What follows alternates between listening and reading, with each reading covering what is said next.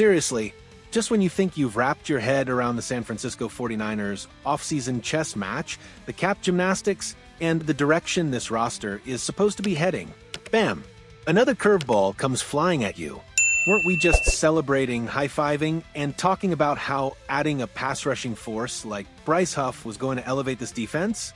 And now, the conversation isn't just about fitting Huff into the puzzle, but about who might be shoved out because of it. Are the 49ers, the team currently drowning in dead money, really considering adding more to that league-leading total just to scrape together some cap space? You wouldn't believe the latest twist in this never-ending Niners offseason saga. That's right, the recent acquisition of defensive end Bryce Huff from the Philadelphia Eagles was undoubtedly a significant move.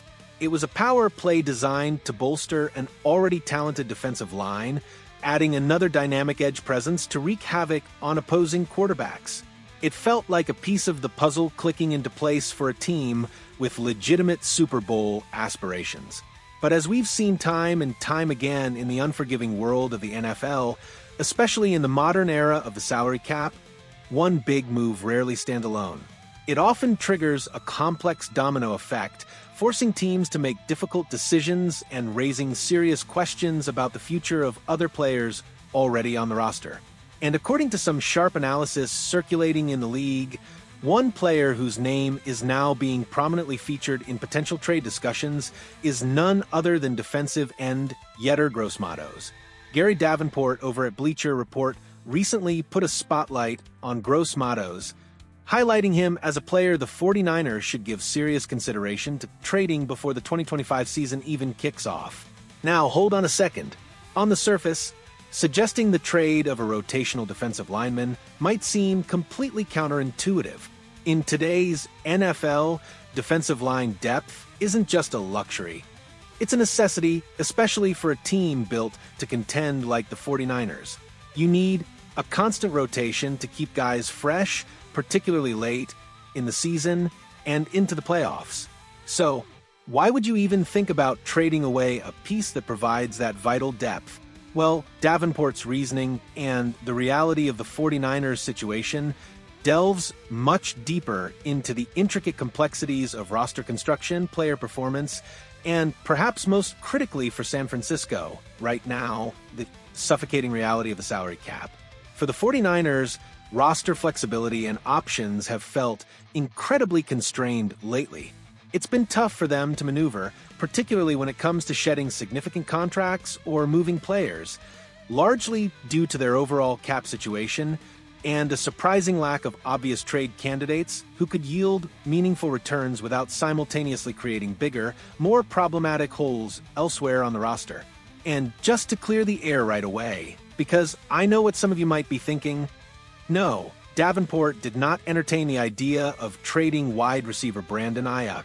Despite the ongoing frustrating contract situation, the significant bonus money the 49ers have already paid Ayuk makes the cap implications of trading him at this point financially crippling. It would be a devastating blow to their cap health, making it an unrealistic scenario that Davenport, rightly so, dismissed immediately.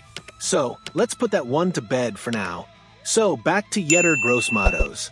Davenport acknowledges up front that suggesting there's a robust, eager market for Gross-Matos after his performance in 2024 might be, well, a bit optimistic.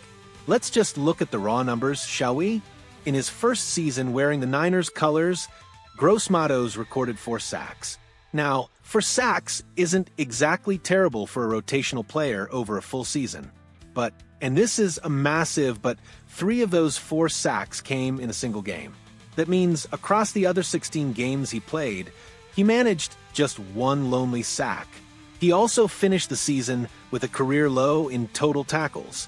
Let's be honest, folks, those statistics are not exactly eye-popping numbers that scream high trade value to potential suitors around the league.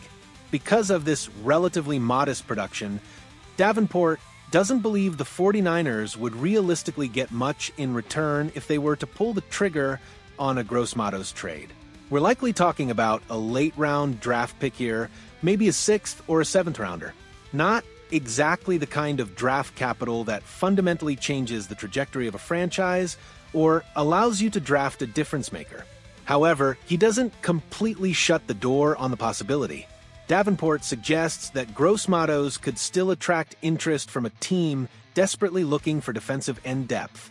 As he put it, trading Gross-Matos won't net the Niners more than a late-round draft pick. But the former second-round pick is still only 27 years old, and an NFL team looking to add depth at edge rusher may believe they can coax better football out of Gross-Matos in a new home. It's a classic NFL gamble, a bet on potential, and the hope that a change of scenery can unlock something more rather than relying on proven recent production. From a pure roster standpoint for the upcoming 2025 season, keeping Yetur Gross-Matos is the straightforward path. He's under contract, providing valuable depth at an absolutely critical position on the defensive line. He isn't slated to become a free agent until 2026, if defensive line depth is a concern. And after seeing how quickly injuries can decimate a unit, it absolutely should be a major concern for a team aiming for the Super Bowl. Then keeping him makes perfect, logical sense from a purely football perspective for the season ahead.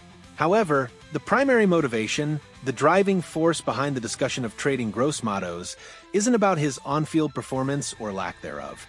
It is almost entirely financial. Moving Gross-Matos would generate a significant $7.82 million in salary cap savings for the 2025 season.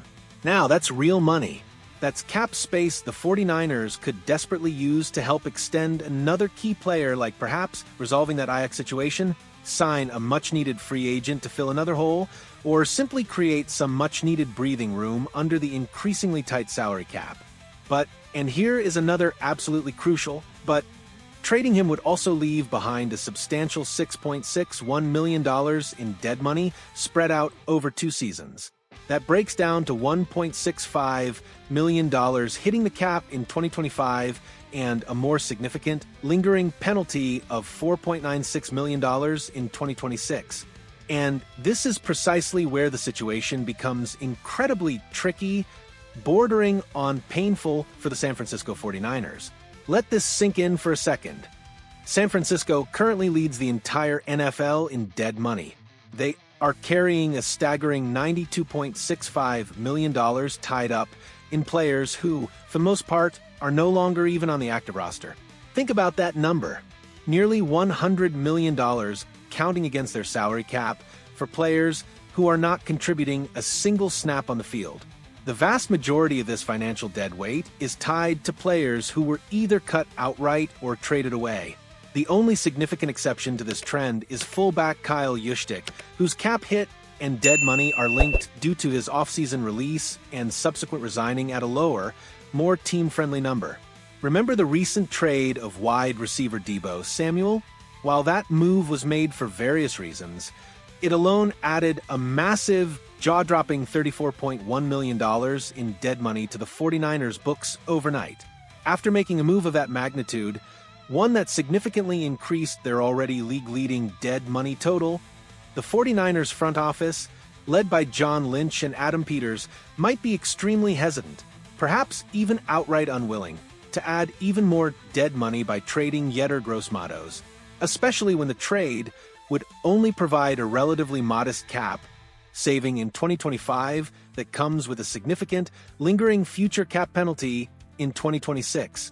It feels like throwing good money after bad, or in this case, adding bad money onto already terrible money. So, the dilemma facing the 49ers is crystal clear, and it's a tough one. Trading Yetur Gross-Matos provides immediate and substantial cap relief, nearly $8 million for the 2025 season, money the 49ers could certainly put to good use right now.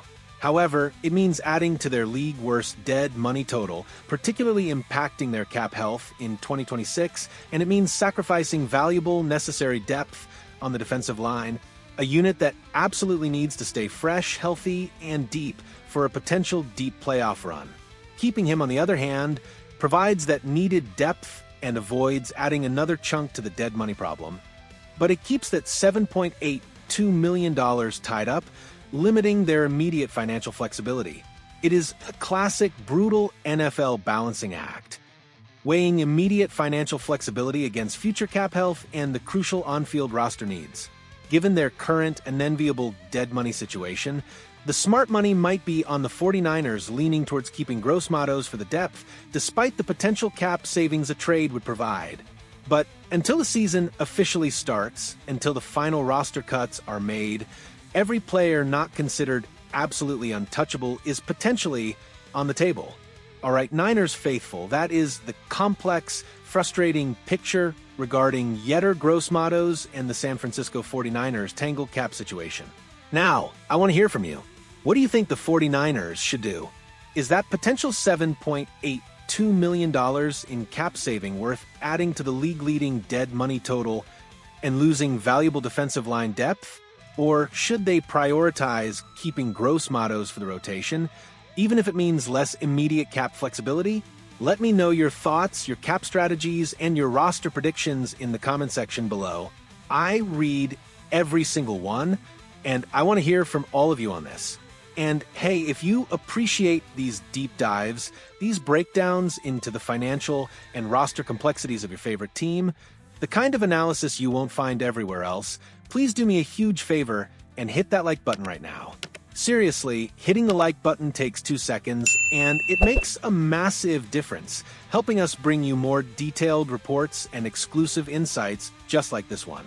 Drop a comment, hit the like, and let's keep this vital conversation going. Thanks for watching, everyone. We'll see you next time with more essential NFL news and analysis that you need to know.